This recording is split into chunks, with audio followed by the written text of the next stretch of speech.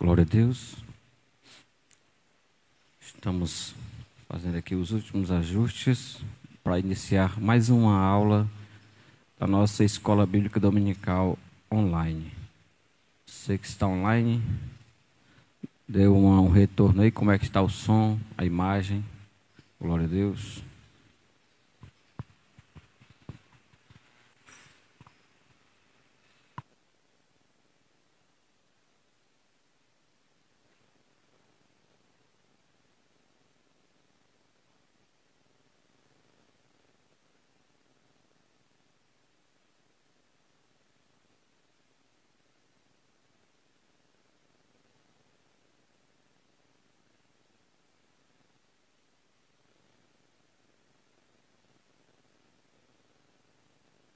Glória a Deus. Seja bem-vindo, irmã Socorro, Paz do Senhor. Congregação Aldeota, sejam bem-vindos. Glória a Deus. Diga aí como é que está o som. Bom dia. Glória a Deus.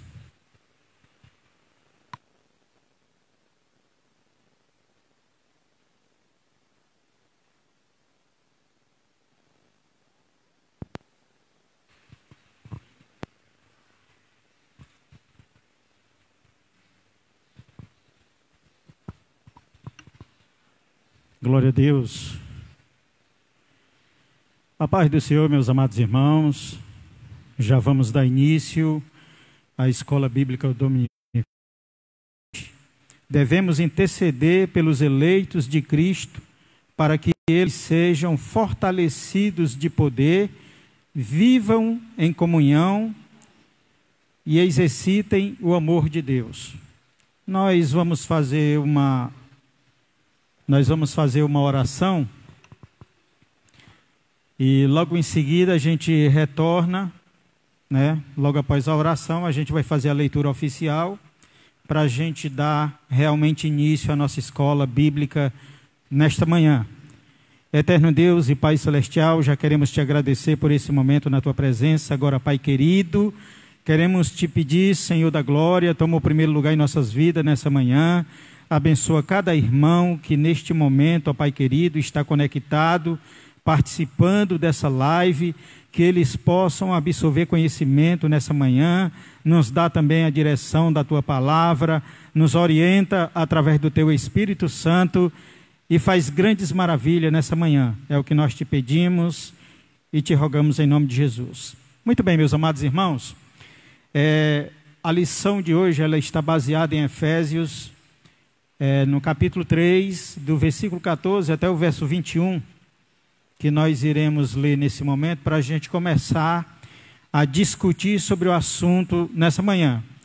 Diz assim a palavra do Senhor: por esta causa me ponho de joelhos diante do Pai, de quem toma o nome de toda a família, tanto no céu como sobre a terra, para que, segundo a riqueza da sua glória, vos conceda que sejais fortalecidos em poder, mediante o seu Espírito, no homem interior. E assim habite Cristo no vosso coração pela fé, estando vós arraigados e alicerçados em amor, a fim de que poderdes compreender com todos os santos qual é a largura e o comprimento e a altura e a profundidade, e conhecer o amor de Cristo, que excede todo o entendimento, para que sejais tomado de toda a plenitude de Deus. Ora, aquele que é poderoso para fazer infinitamente mais do que tudo quanto pedimos ou pensamos, conforme o seu poder que opera em nós. A ele seja a glória na igreja e em Cristo Jesus, por toda geração, para todo sempre. Amém. A gente estava lá em casa analisando sobre esse tema tão importante dessa manhã, e a gente percebe aqui que o apóstolo Paulo, ele nutria um sentimento muito profundo pelos gentios, pelos cristãos daquela época. E o apóstolo Paulo, ele fala de um mistério que havia sido revelado a ele, e que outrora esse mistério estava oculto, que não foi revelado ao Filho dos Homens no passado. E o apóstolo Paulo, ele teve a felicidade de ter um encontro com Cristo, e Deus revelou alguns mistérios importantes para ele, que o apóstolo Paulo, ele compartilha com os irmãos sobre esse mistério que estava oculto. E quando a gente volta atrás e a gente faz uma biografia do apóstolo Paulo, antes dele ter um encontro com Cristo, a gente vai ver que o apóstolo Paulo era um homem muito zeloso do judaísmo, era uma pessoa que não admitia em hipótese alguma religião ou alguma seita que viesse ofuscar o judaísmo. E por esta razão a gente vai ver na Bíblia Sagrada o apóstolo Paulo, ele perseguindo a igreja que naquela época estava no processo de desenvolvimento, no processo de crescimento. E os crentes daquela época, eles se reuniam em cavernas, eles procuravam cultuar a Deus de maneira secreta, porque a igreja ela estava num período de desenvolvimento.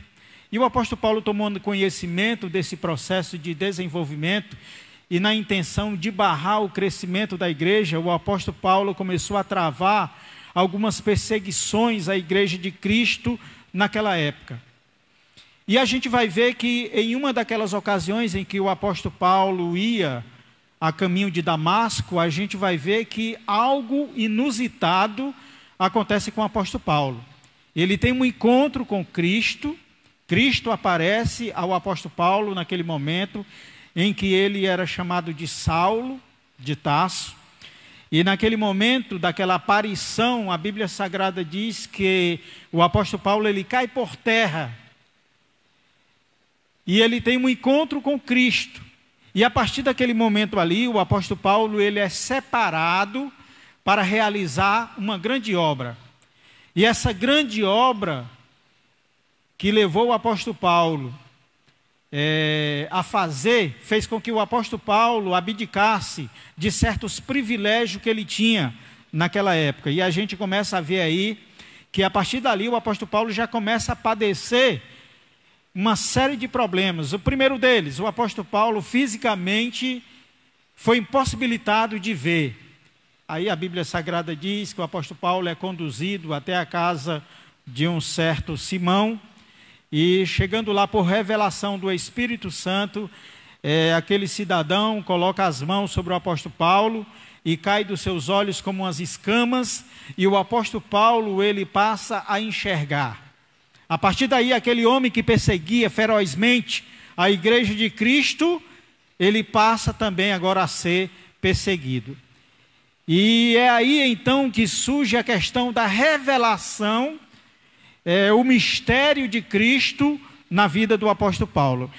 Quando a gente lê o texto aqui no capítulo 3 de Efésios, o apóstolo Paulo, ele escrevendo aos Efésios, ele vai dizer o seguinte: por esta causa, eu, Paulo, sou prisioneiro de Cristo Jesus, por amor de vós, gentios, se é que tendes ouvido a respeito da dispensação da graça de Deus, a mim confiada para vós outros.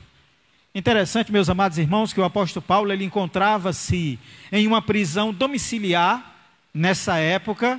O apóstolo Paulo, quando estava escrevendo aos Efésios, ele estava na condição de prisioneiro, numa casa que ele morava, alugada.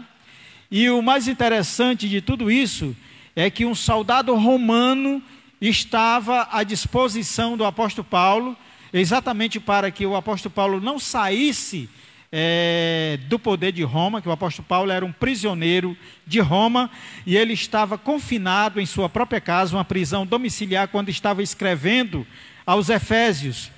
E interessante que durante esse período de prisão, o apóstolo Paulo ele não se considerava um prisioneiro de Roma, mas a Bíblia Sagrada, em diversos textos, principalmente nos primeiros versículos de diversas cartas, o apóstolo Paulo se considera prisioneiro de Cristo. Ele usa um termo chamado doulos, que é traduzido por escravo ou servo na Bíblia Sagrada, nos dá um entendimento de alguém que está no estado de submissão. Então o apóstolo Paulo, ele tinha um senhor que orientava os seus passos, que determinava aquilo que o apóstolo Paulo ia fazer. E o interessante é que a nossa revista da lição de hoje, ela vai falar de 3 objetivos principais. O primeiro dele, acerca dos propósitos da oração do apóstolo Paulo no poder do Espírito. Segundo propósito, a necessidade da igreja estar arraigada e fundada no amor de Deus. E o terceiro propósito, de que Deus é capaz de fazer muito mais além do que pedimos ou pensamos. São 3 bases fundamentais aí, que é fundamental para a vida do cristão. Por exemplo, a gente quando começa a estudar o apóstolo Paulo, a gente vai ver que o apóstolo Paulo, ele nutria um sentimento muito importante pelos gentios, pelos irmãos que iam se convertendo ao evangelho. E durante esse período que o apóstolo Paulo estava escrevendo aos cristãos de Éfeso, como eu disse antes, o apóstolo Paulo ele estava numa prisão domiciliar. Mas ele não considerava aquilo uma prisão. Por quê? Porque o apóstolo Paulo, ele trazia um conforto muito espiritual em si mesmo, que era o fato de saber que a igreja do Senhor Jesus estava bem, estava caminhando. E o apóstolo Paulo, ele escrevia aos cristãos naquela época, exatamente no objetivo para fortalecer a fé dos irmãos. E para que isso acontecesse, o apóstolo Paulo, ele escrevia as cartas e mandava palavras de conforto. Existe uma palavra chamada paregórico, que a gente encontra no grego, que alguns fabricantes de um remédio colocaram esse nome no remédio. E esse remédio ele era dado a crianças que tinham problema de cólica, né? As dores de cólica que eram profundas, e as crianças recém-nascidas, ao sentir essa dor, não conseguiam dormir. Então foi desenvolvido pela ciência, né, um remédio que trazia um certo conforto, que era chamado paregórico. E esse remédio, quando as crianças tomavam, elas ficavam aliviadas daquela dor de cólica e passavam a dormir a noite toda. Isso nos dá ao entender também que o apóstolo Paulo, ele sentia esse conforto também. Ele estava preso, ele estava sofrendo privações, ele não podia sair de casa, mas ele podia receber os amigos, ele podia receber os apóstolos, ele podia receber visitas, e o seu conforto era exatamente a alegria de saber que a igreja do Senhor estava estava se formando, criando uma estrutura muito especial e estava se desenvolvendo cada vez mais. Na nossa introdução aqui, amados irmãos, diz o seguinte: após revelar o mistério oculto, todas as suas dádivas, o apóstolo Paulo passa a orar em favor da igreja de Cristo. A gente vai ver que esse mistério é até uma palavra latim que aparece, que é usada no texto, mistérios. É algo que está oculto, que não veio ao conhecimento dos homens, algo que precisa ser revelado. E esse mistério, ele foi revelado ao apóstolo Paulo por Deus, e trata-se exatamente da graça salvadora, da salvação tão preciosa que era destinado não apenas aos judeus, mas também aos gentios. E o mais interessante de tudo isso é que essa graça se manifesta salvadora, trazendo salvação a todos os homens, não olhando a condição do indivíduo, ou etnia, ou classe social, mas a Bíblia Sagrada, ela procura atingir a todos os homens, diz a Bíblia Sagrada, lá na carta do apóstolo Paulo a Tito, a partir do capítulo 2 e verso 11. E o apóstolo Paulo, ele, como eu disse antes, ele nutria um amor muito especial pelos efésios, né? E o primeiro ponto vai dizer o amor, a virtude cristã. Vamos falar um pouquinho desse amor, dessa virtude cristã. dificilmente as pessoas que não aceitaram a Cristo como Salvador não conseguem ter uma compreensão real desse amor divino que a Bíblia Sagrada diz que foi derramado em nossos corações por Cristo Jesus, nosso Senhor. Esse amor que a Bíblia Sagrada se refere e que o apóstolo Paulo tinha também, e todo aquele que aceita Cristo como Salvador, ele é detetor desse sentimento tão profundo. É um amor que leva as pessoas a fazer o bem sem olhar a quem. É um amor que não mede distância, não olha para consequências. É um amor que você simplesmente está disposto a fazer algo de bom para alguém que realmente não merece. E o apóstolo Paulo, ele tinha esse amor. E o mais interessante de tudo isso é que esse sentimento desse amor tão profundo, ele é derramado em nossos corações através de Cristo Jesus. E olhando para os evangelhos, a gente vai ver que esse sentimento era tão profundo na vida de Cristo, que quando Cristo se aproximava de alguém que era detetor de alguma mazela, de alguma enfermidade, Cristo movia-se intimamente, e isso levava Jesus a tomar uma atitude para solucionar o problema daquelas pessoas. Então esse amor, ele mexe a pessoa profundamente e leva a pessoa a tomar atitudes que muitas vezes o mundo lá fora não compreende. Eu quero até fazer um parêntese, abrir um parêntese aqui, para fazer um comentário para os dias atuais que nós estamos vivendo. Eu nunca vi tantas pessoas ser solidárias como nos dias atuais que nós estamos vivendo.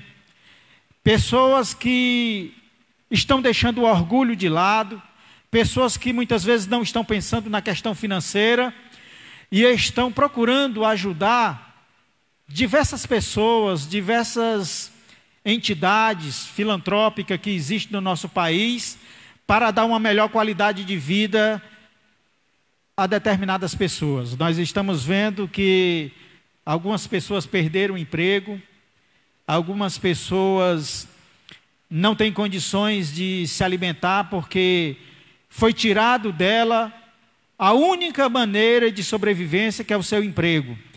E muitas pessoas têm se manifestado com boas ações para ajudar essas pessoas. Inclusive o governo federal também está dando um auxílio emergencial para ajudar essas pessoas. E essa epidemia que nós estamos vivendo atualmente não faz parte de um determinado grupo, mas pertence à humanidade. E quando a gente olha num todo, a gente vai ver que todas essas pessoas, elas são carentes de ajuda. Então o mundo todo abraçou a causa e todo mundo está trabalhando em prol de si mesmo e do próximo para que haja uma melhor qualidade de vida. Esse sentimento que deslancha essa questão de abdicar do seu eu, das suas riquezas, da sua fortuna, da sua questão financeira e partir a ajudar o próximo, chama-se amor. É um sentimento que nutre o entendimento, que vai além das nossas expectativas, que leva a pessoa a ajudar o próximo. E o apóstolo Paulo, por incrível que pareça, irmãos, ele tinha esse sentimento que é uma virtude cristã, e só é possível alguém ter esse amor tão especial, que em diversas versões da Bíblia Sagrada a gente vai ver que a palavra aparece lá como caridade. Mas esse amor aí que aparece na Bíblia Sagrada é um amor, uma virtude muito especial, que faz parte do dia a dia daquele que serve a Cristo como Senhor e Salvador da sua vida. E isso nos leva a ajudar determinadas pessoas. Eu estava ouvindo um comentário de uma senhora ontem, que ela recebeu de presente um livro de um parente dela que estava nos Estados Unidos. E ela começou a ler, e logo no começo do livro, ela viu que o livro incentiva você fazer o bem a alguma pessoa sem olhar a quem. E ela foi impactada com aquele livro que ela leu e ela disse, eu vou tomar uma atitude. E ela estava viajando de uma determinada cidade para outra, e quando ela chegou num pedágio, ela foi tocada pelo Espírito de Deus para pagar o pedágio da pessoa que estava atrás dela. Era um cidadão, que ela contou, era um cidadão, um engenheiro, que estava numa caminhonete atrás dela, e ela foi até a janela do carro e olhou para ele, desejou um bom dia e disse, olha, eu já paguei o seu pedágio. Procure fazer o bem sem olhar o quem. Hoje eu já fiz minha parte. E ela ficou emocionada, né, com essa atitude, e o homem também ficou. Aí seguiram viagem. 2 dias depois, ela recebeu uma ligação, que eles trocaram o telefone, né? Ela recebeu uma ligação daquele senhor, e ele disse o seguinte, olha, eu fiquei muito grato com a atitude que você tomou em relação a mim, eu não esperava que alguém pagasse o pedágio por mim. Quando eu cheguei no próximo pedágio, Deus tocou no meu coração para mim fazer a mesma coisa. E atrás de mim tinha um cidadão com a esposa dele numa Kombi. E eu fui até a janela e disse para ele, olha, eu já paguei o seu pedágio. Vá em paz, Deus abençoe você, sua família. E eles trocaram algumas palavras ali, ele perguntou de onde aquele cidadão era, e ele se identificou dizendo que era baiano, e estava indo para a cidade de São Paulo em busca de emprego, porque ele tinha 2 filhos, não tinha como se alimentar, e não tinha dinheiro nem para pagar o pedágio. E com lágrimas no rosto, aquele homem, ele agradecia por aquela atitude daquele cidadão. Resumindo, aquele cidadão que era arquiteto, perguntou para ele qual era a função dele. Ele disse que era pedreiro, trabalhava na construção civil. Aquele homem ofereceu para ele moradia em São Paulo, ofereceu para ele um emprego de pedreiro, para você ver como esse sentimento, que é chamado amor, invade as pessoas de uma maneira tão importante. Começou de um livro nos Estados Unidos, que foi doado por um parente, impactou aquela mulher e foi alcançando outras pessoas. O amor de Deus, ele invade os nossos corações nesse objetivo. E o apóstolo Paulo, ele chorava, ele tinha um sentimento profundo quando ele via algum dos irmãos passando necessidade ou sofrimento. E o segundo subponto diz, arraigados e fundados em amor. Arraigados, irmãos, nos dá uma ideia de uma árvore, de uma planta. A maneira como ela cria estrutura, né? Como ela estabelece suas raízes no solo, e ela cria aquele fundamento, né? Já o fundamento nos dá uma ideia de um edifício, de uma construção. Quando você vai, inclusive eu quero falar aqui um pouquinho sobre a questão do bambu chinês. O bambu chinês, ele, quando é plantado, ele passa 5 anos para aparecer os primeiros bulbos, né? Aquelas primeiras folhinhas que aparecem, leva 5 anos para isso. Depois que aparecem as primeiras folhas, o bambu chinês ele atinge até 37 metros de altura. E segundo os historiadores, quando o vendaval vem, o bambu chinês ele se inclina, capaz de tocar no chão, mas ele não quebra, porque durante o período de 5 anos, ele vai criando raízes e vai aprofundando a sua estrutura. Já o fundamento nos dá uma ideia de um edifício, que para que ele tenha uma estrutura, para que ele seja capaz de sustentar os vendavais, as dificuldades que vêm, né? Os terremotos, maremotos, para que ele tenha uma estrutura sólida, é necessário que você, antes de construir, examine o terreno, seja muito prático na construção do alicerce, no fundamento, para que quando você construir aquele edifício, você realmente tenha uma estrutura para que ele não caia com facilidade. Jesus Cristo, ele fala desse fundamento no capítulo 4 de São Mateus, E quando a gente lê o texto, ele vai usar um termo chamado oikia, que se refere exatamente à questão familiar. E Jesus, ele fala do homem prudente e o homem sensato. O homem prudente é aquele que vê o perigo antes dele acontecer. É aquela pessoa cuidadosa que analisa as coisas, né, antecipadamente. Já o homem insensato, ele não está nem aí, né? Por exemplo, quando ele vê a rachadura surgindo, ele faz algo ali que apenas vai maquiar aquilo dali, né? O prudente, o que é que ele faz? Ele quebra a estrutura, coloca ferro, joga cimento e depois faz o reboco e pinta por cima, já evitando um mal pior. Já o relapso, né? Ele olha aquela brecha surgindo ali no edifício, o que é que ele faz? Ele apenas coloca massa, pinta por cima, mas o perigo continua. Então, essa questão de arraigados e fundados em amor, esse amor, ele nos dá um alicerce profundo. Ou seja, geralmente quando a gente vê um crente que tem esse sentimento, né, a gente vê que é uma pessoa que tem um bom casamento, é uma pessoa bem estruturada, é uma pessoa organizada, é uma pessoa que está pronto e disposto a ajudar outras pessoas. O cristão, ele vai se desenvolvendo, ele vai crescendo, porque ele é uma pessoa que começa a analisar as bases espirituais. Ele não se deixa levar por qualquer vento de doutrina, ele vai se desenvolvendo espiritualmente, é uma pessoa que procura buscar conhecimento bíblico, é uma pessoa que sempre está orando, buscando a presença de Deus, buscando aquele estreitamento espiritual, e a gente vai vendo que essa base, ela vai se tornando sólida cada vez mais na vida do cristão. Então ele tem que ter uma vida arraigada no Senhor, e fundamentada no amor. No terceiro subponto, a Bíblia Sagrada vai falar da intensidade do amor de Cristo. Essa intensidade do amor de Cristo, para que a gente compreenda, meus amados irmãos, podemos imaginar uma pessoa que está condenado à morte.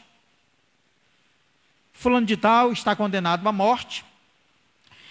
E eu olhando para a condição daquela pessoa, de repente eu resolvo assumir o lugar daquela pessoa.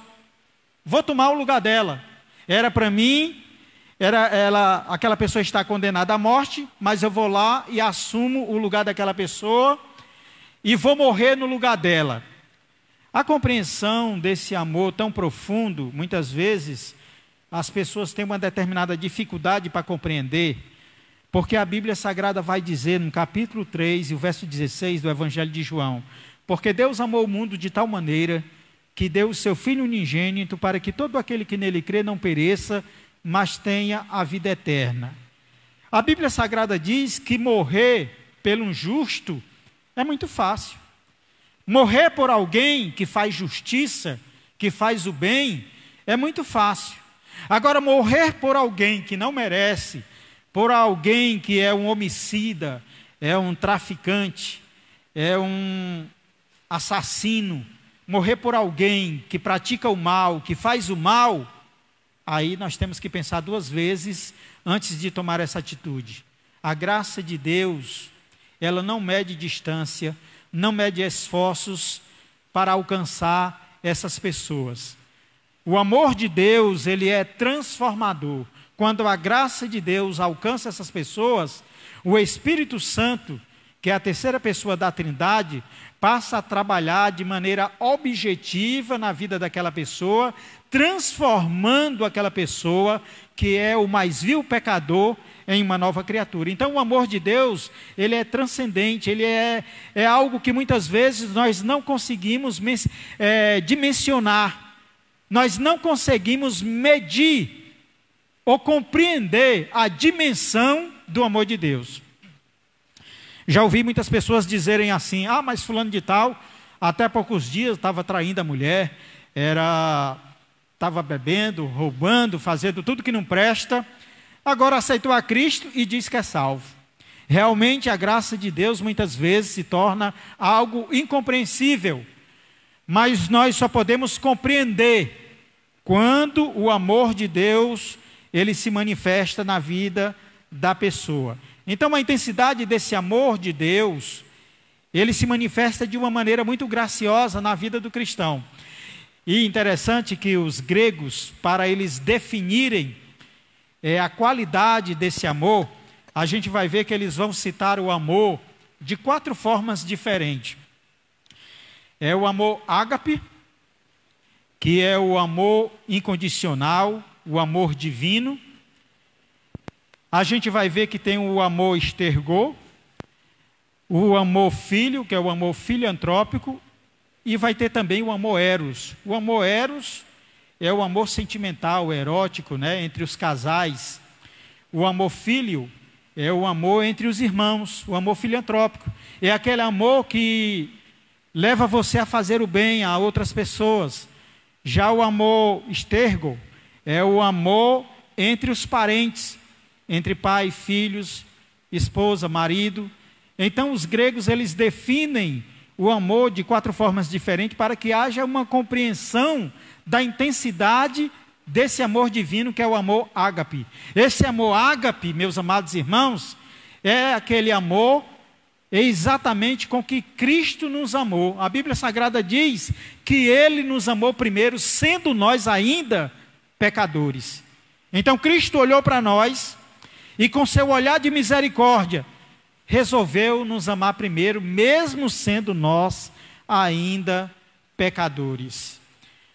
No terceiro ponto aqui, que ele vai falar das bênçãos de Deus, que excede o pensamento humano.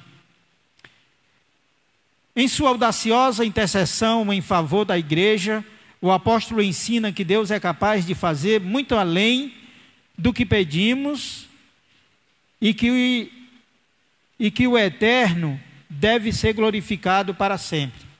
Primeiro ponto do terceiro ponto, aliás, o primeiro subponto diz assim: a dimensão das bênçãos divinas. Isso daí é interessante, porque muitas vezes acontece algumas coisas na vida da gente que nós não compreendemos. E o apóstolo Paulo, ele quando fala dessa dimensão aí, ele vai dizer, a dimensão das bênçãos divinas na nossa vida, ele vai dizer que Deus está pronto para fazer muito mais além do que pedimos ou pensamos. Eu já tive algumas experiências espirituais da minha vida com Deus. Você sabe aquele momento que o crente se sente encurralado? Aquele momento de provação, em que falta até o alimento na sua despensa, em que você está com um problema financeiro e você olha para um lado, olha para o outro e fica procurando buscar uma solução, mas você não encontra uma solução para aquele problema de imediato. Então é o momento em que você se recolhe ao seu quarto secreto, dobra seus joelhos na presença de Deus e lança sobre Ele, sobre o Senhor, toda a tua ansiedade. Todo aquele momento de provação ali que você é incapaz de solucionar, de resolver com as suas próprias forças, aí você lança aos pés do Senhor e entrega para Ele. Senhor, eu realmente não tenho condições para resolver isso aqui. É contigo. E quando a gente menos espera, Deus aparece como a solução. De uma maneira tão inusitada, que a gente fica boquiaberto sem saber como é que Deus trabalhou numa situação tão difícil, de uma maneira tão simples. Então o nosso Deus, Ele trabalha dessa forma. E é uma coisa tão linda que às vezes você fica a meditar e diz: meu Deus, como é bom servir e depender do Senhor nessas circunstâncias. Então a dimensão das bênçãos de Deus na vida do cristão, meus amados irmãos, consequentemente depende do grau de espiritualidade que você está vivendo, do tipo de comunhão que você tem com Deus, o relacionamento que você nutre com Deus, vai depender da dimensão das bênçãos espirituais na tua vida. Eu não vejo na Bíblia Sagrada Deus prometendo uma chave de um carro de luxo ou de um apartamento. Não, eu não vejo. Mas a gente vê que nós devemos colocar Deus em primeiro lugar. E a Bíblia Sagrada vai dizer: e as demais coisas serão acrescentadas.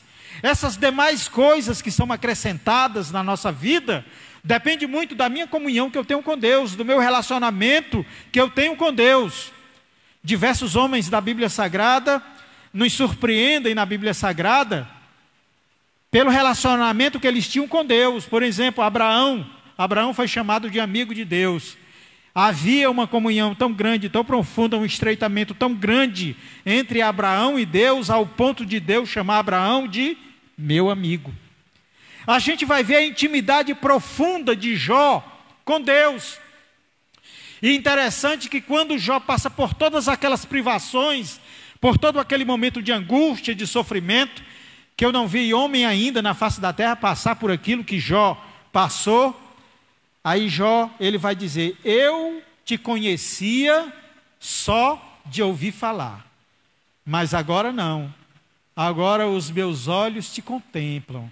Agora a intimidade que eu tenho contigo é diferente. E assim muitos outros cristãos na Bíblia Sagrada, a gente vai ver o capítulo 11 do livro aos Hebreus, que fala de maneira minuciosa da comunhão, do que os homens de Deus conquistaram através de uma fé e um relacionamento que eles tiveram com Deus. Ao concluir a ousada oração, Paulo lembra de que a magnitude do poder de Deus é capaz de fazer muito mais abundantemente além daquilo que pedimos ou pensamos. Isso indica que o que Deus pode fazer ultrapassa em muito nossos melhores anseios e desejos. Quem é que não deseja ter uma vida boa? Quem é que não deseja viver em felicidade? Quem é que não deseja nesta vida ter uma vida abundante? Porque quando a gente fala de vida abundante, a gente vai ver que dois termos aparecem no Novo Testamento, que é chamado bios e zoe. São dois termos que estão relacionados com a vida.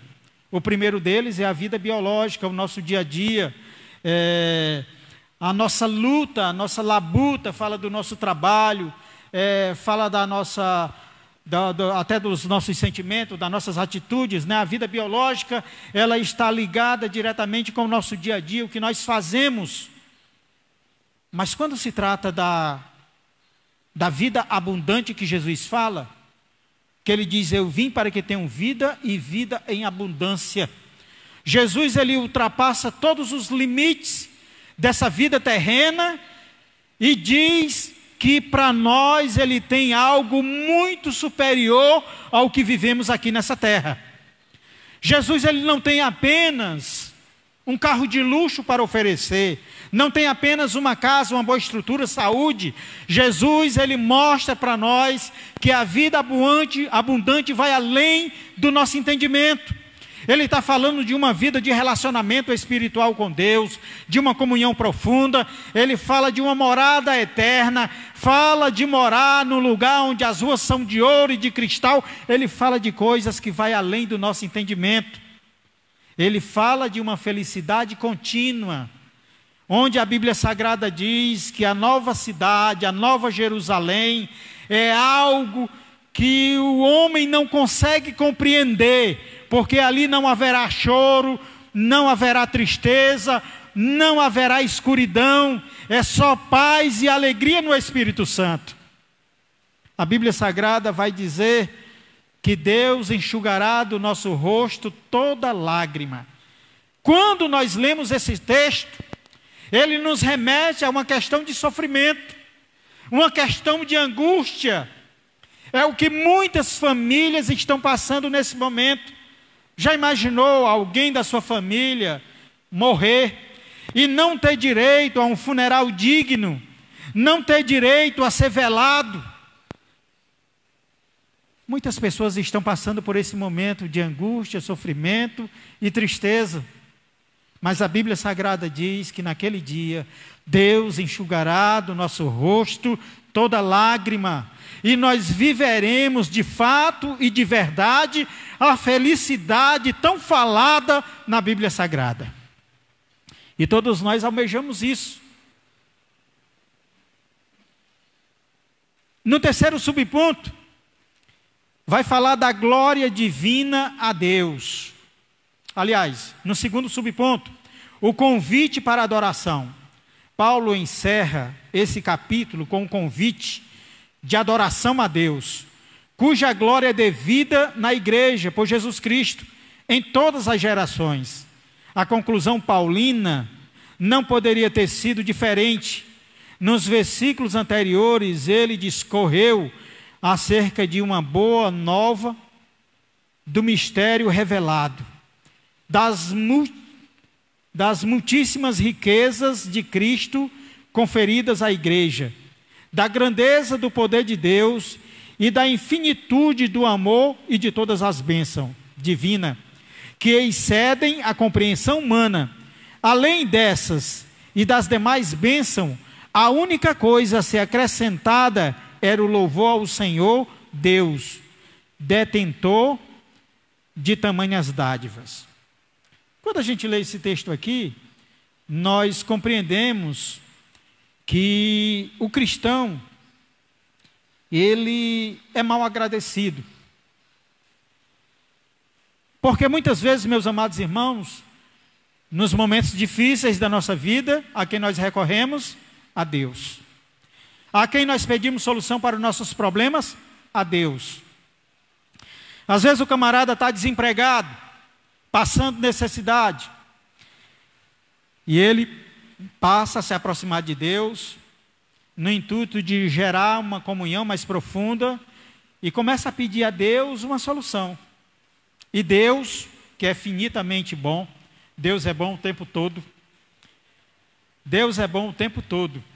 Aí Deus dos altos céus, Ele escuta o nosso clamor e entra com providência divina e dá um emprego bom ao homem.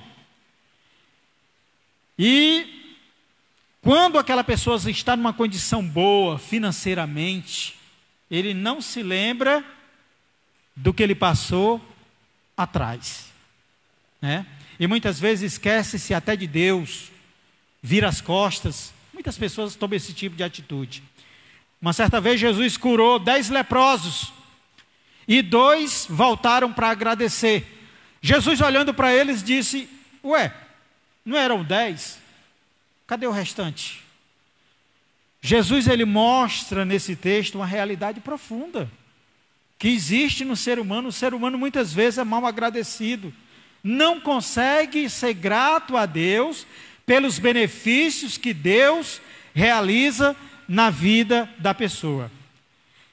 Esse agradecimento, meus amados irmãos, ele é gerado em nós através de adoração, de adorar, de reconhecer que Deus é aquele que supre as nossas necessidades. E em forma de louvor, e em forma de culto, de prestação de culto, de adoração, você se humilha na presença de Deus e procura demonstrar para Deus a sua forma de agradecimento através de sacrifício. Sacrifício de louvor, de adoração. A gente vai ver na Bíblia Sagrada, lá em Gênesis, quando os 2 irmãos procuram ser gratos a Deus através do sacrifício de louvor e adoração. Caim e Abel, todos os 2 tiveram uma intenção de ser grato a Deus. Mas o agradecimento de um foi diferenciado do agradecimento do outro. Porque um não tinha boas intenções no agradecimento. Já o outro, ele demonstrou um profundo agradecimento de louvor e adoração a Deus. E a Bíblia diz que Deus atentou para o sacrifício de Abel e desprezou o sacrifício de Caim. A diferença estava na oferta? Não. Estava exatamente no ofertante, na maneira como aquele se comportou na hora de ofertar a Deus. Então nós devemos ser gratos a Deus de maneira profunda, para que Deus receba de fato e de verdade a nossa adoração e o nosso louvor. Terceiro subponto, a glória a Deus. Finalmente, Paulo, ele prossegue a ensinar que Deus, ele deve ser glorificado na igreja e em Cristo. Quer dizer que os atos de louvor, glorificar a Deus, fazem parte dos propósitos de instituição da igreja. A igreja nunca terá glória em si mesmo, pois toda glória é exclusivamente atribuída para Deus por intermédio da obra de Cristo. Quando a gente lê o Novo Testamento, a gente vai ver que Jesus, ele remetia toda a glória a Deus. Ele dizia que Deus, ele é o detentor de toda a glória, de toda a adoração, de todo o louvor. E o cristão, ele tem que ter esse mesmo tipo de sentimento. Às vezes a gente se envaidece, né? Tem muitas pessoas que não conseguem separar uma coisa da outra, né?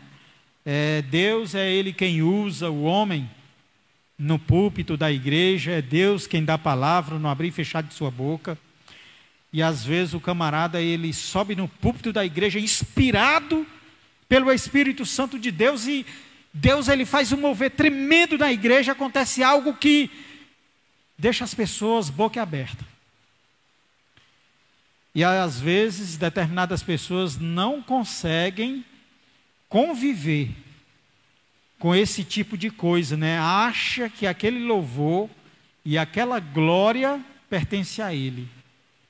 Aí, meu Deus do céu, a gente vê pessoas tão meninas, tão infantis, em determinados tempos, em atitudes como essa. Às vezes você convida um pregador, porque o pregador é realmente bom, é usado por Deus na pregação, é uma pessoa que Deus usa mesmo ali. Aí você convida aquela pessoa para um congresso e tal, aí aquela pessoa se comporta como se fosse uma estrela. Aí chega 8 horas da noite, né? E já vem ali com o nariz empinado, como quem diz, eu sou o cara, hoje à noite eu vou botar para quebrar. Aí ele prega, e acha que é o tal. Mas a Bíblia Sagrada diz que tudo pertence a Deus. A glória, a honra, o louvor, tudo é do nosso Deus. E nós devemos fazer isso como forma de agradecimento, porque nós, de nós mesmos, nós não temos nada. Nenhuma palavra sairia de nossa boca se Deus assim não permitisse. O apóstolo Paulo, irmãos, ele nutria esse tipo de sentimento. O apóstolo Paulo, ele era um camarada altamente culto.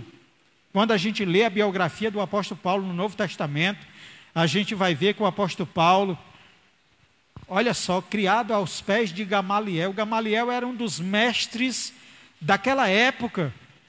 Camarada queria ser bom de Bíblia, conhecedor de Novo Testamento, procurava Gamaliel.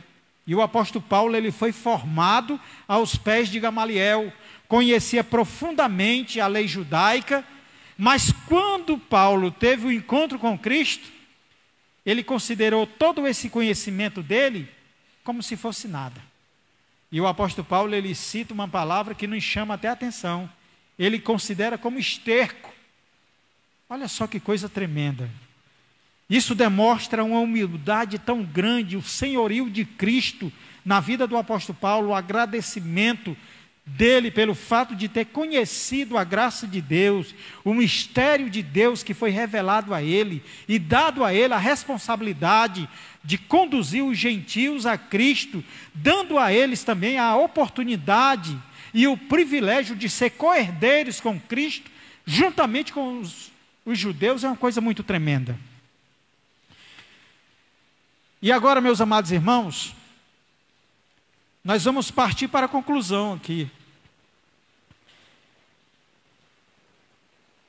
A ousadia, intercessão de Paulo, anelava o fortalecimento da igreja, O apóstolo tinha ciência de que o perseverar do cristão dependia de quatro princípios basilares, os quais ele pediu a Deus em oração: o fortalecimento de poder, a presença plena de Cristo, o intenso exercício do amor de Cristo e o contínuo crescimento espiritual até encontrar a perfeição durante esse processo, o qual Deus, durante esse processo, o povo de Deus deve glorificá-lo em todo sempre. Aí, analisando e fazendo o fechamento da revista dessa lição, eu quero chamar a atenção para a terceira pessoa da Trindade, que sem ele, sem o Espírito Santo de Deus, seria impossível o cristão ter de fato e de verdade uma vida abundante na presença de Deus. Interessante que Jesus Cristo, no capítulo 14 do Evangelho de João, quando ele fala do Espírito Santo, que é o Paracleto, Jesus estava falando de alguém que seria semelhante a ele, alguém que viria para estar ao lado. E essa pessoa que vem para estar ao lado nos dá uma ideia de companheirismo, de alguém que não deixa você só em absolutamente qualquer circunstância da vida. O Espírito Santo, ele está com você ali o tempo todo, segundo a Bíblia Sagrada. E Paracleto, que foi traduzido como Consolador, nos dá uma ideia de alguém que está ali ao nosso lado para nos confortar, para nos consolar, exatamente nos momentos de angústia e sofrimento. O apóstolo Paulo, ele, quando se dobra de joelhos na presença de Deus, no objetivo de interceder pelos efésios, não tinha outra intenção senão chamar a presença de Deus para que estivesse ao lado de cada cristão, de cada pessoa que se convertesse, e desse a eles o fortalecimento espiritual, o crescimento espiritual, e desse um anelo, um conforto, para que eles de maneira nenhuma viessem desistir da caminhada, mesmo em meio ao sofrimento, às lutas do dia a dia, mas que eles permanecessem firmes, sempre olhando para Cristo, autor e consumador da nossa fé. Então o Consolador, ele tem um momento que é fundamental na vida do cristão, que é exatamente o fato dele estar presente em todos os momentos de nossa vida. Às vezes o cristão, ele não tem as condições de tomar determinadas atitudes, e o Espírito Santo, ele nos ajuda como Consolador a optar por determinadas situações que nos levam e nos remete a uma situação de conforto diante de Deus. Nos ensina, na nossa fragilidade, tomar decisões que contribuem para o bem-estar da nossa vida espiritual. E nesse momento de pandemia, nesse momento de confinamento, de isolamento, para concluir as minhas palavras nessa manhã, é necessário que você adquira forças, que você adquira conhecimento de Deus, através da leitura, através da oração. Procure se aproximar de Deus nesses momentos tão difíceis. Procure estreitar o teu relacionamento, buscando a Deus através da oração, do louvor. Chama a tua família para se reunir com você e procura tributar a Deus aquilo que é devido a Deus. O louvor e a adoração como forma de agradecimento, pedindo que Deus venha de uma maneira muito linda, muito especial, abençoar a tua família, livrando aí desse vírus que está destruindo vidas pelo mundo todo. E eu quero, nesse momento, já te agradecer por ter me ouvido aqui. Próximo domingo, nós iremos continuar trazendo a palavra de Deus para você nesse mesmo horário.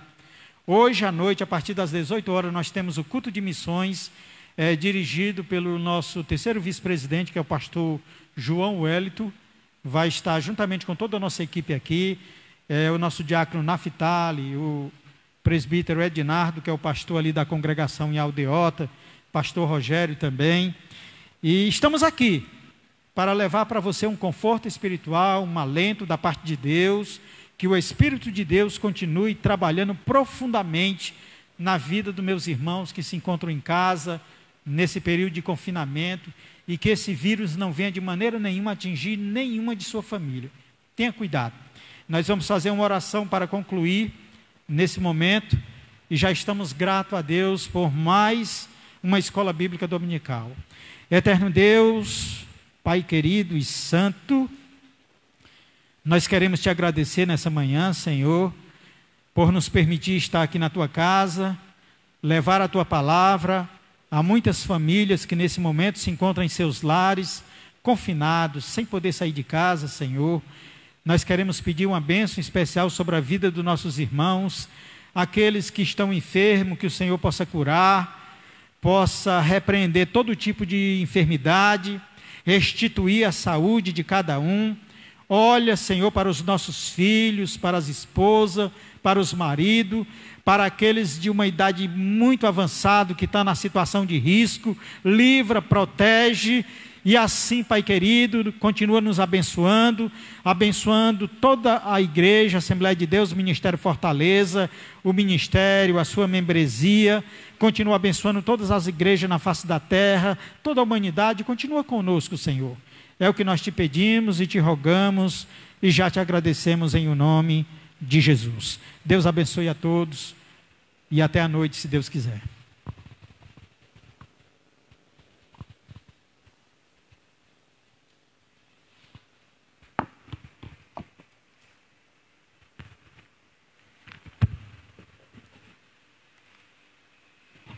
Tinha alguém?